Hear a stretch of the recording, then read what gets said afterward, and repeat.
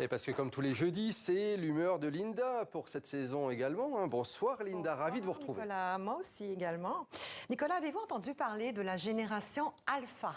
Je connaissais la génération Y, Z, mais alors Alpha, voilà. pas du tout. C'est la toute dernière des générations. Bon, vous savez que les sociologues, les démographes aiment beaucoup répertorier, classifier les populations.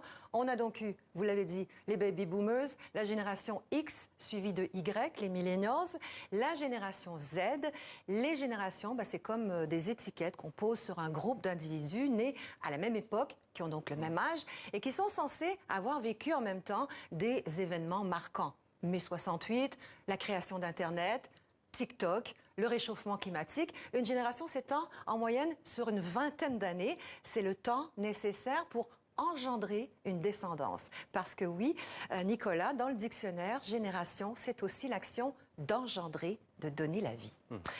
La génération Alpha, c'est la population la plus jeune en ce moment. Ce sont les enfants qui sont nés entre 2010 et 2025. Ils ne sont donc pas encore tous là. Les plus âgés ont 13 ans et ils vont faire dans quelques jours leur rentrée au secondaire. Vous êtes les meilleurs. Alors pourquoi parler de cette génération? Eh bien parce qu'elle est la première à être née entièrement au cours du 21e siècle. Les alphas sont venus au monde, non pas avec le numérique comme leurs aînés, les millennials, mais ils sont nés dans le numérique. On les surnomme d'ailleurs les enfants de la génération vert, à cause de l'omniprésence des écrans autour d'eux, qu'ils concevraient d'ailleurs comme un prolongement d'eux-mêmes.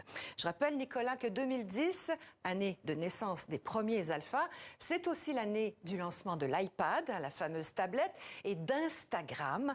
Les alphas sont tombés dedans, il n'y avait pas le choix, que voulez-vous.